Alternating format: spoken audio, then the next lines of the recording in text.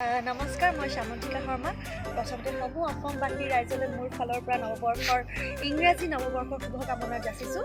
আৰু লগতে মই বৰ্তমান এটা খুব ধুনীয়া লোকেশ্যনত আছোঁ আৰু লোকেশ্যনটো হৈছে সোণাপুৰত। আৰু আপোনালোকে চাগে নিশ্চয় গম পাইছে যে এটা নিশু ৰাজৰ এটা ধুনীয়া গান এটা আহি আছে, অলিয়া বলিয়া। গতিকে এই অলিয়া বলিয়াটোত আমি সকলোৱে অলিয়া বলিয়া হৈ আছোঁ, কিন্তু এটা ডাঙৰ প্ৰশ্ন এটা আছে যে সেই অলিয়া বলিয়াত এগৰাকী ধুনীয়া জানমণি আহি আছে, কিন্তু সেই জানমণিগৰাকীনো কোন?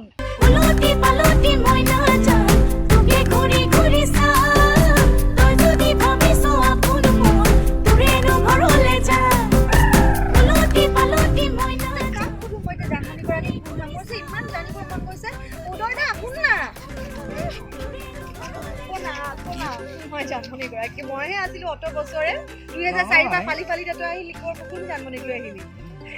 কথাটো হৈছে কি, জানমণি মানেতো আমাক সদায় এই না অসমৰ কাৰণে তই জানমণি, কিন্তু এইগৰাকী জানমণি এই যিশুৰ যিশুৰ কোন আহিলে এইবাৰ জানমণি? যিশু তুমি ক'ব লাগিব এতিয়া, কোৱা। কথাটো হ'ল কি, উদয়দাহে ক'ব। এতিয়া কথাটো হ'ল কি, সেইজনী হ'ল জানমণি গগৈ। জানমণি শৰ্মা নহয়, তাই গগৈ। জানমণি গগৈ খুব মৰম লগা এজনী ছোৱালী। মোৰ নিচিনা ক'ব পাৰি, কিন্তু জানমণিটো জানমণি আৰু দেচোন তই, সেইটো বাৰু কেতিয়াও তুলনা নহয় বাৰু। লাগি আছে বাৰু। গতিকে এইজনী জানমণি তই ভয় খাব নালাগে, এজনী জানমণি গগৈ। গতিকে জানমণি গগৈ আহি আছে বলিয়া বলিয়া কৰিবলৈ, আৰু ভয় নাখাবি। আৰু আপোনালোকে মানে কি আৰু জানিব বিচাৰিছে যদি সেই জানমণি গৰাকী কোন?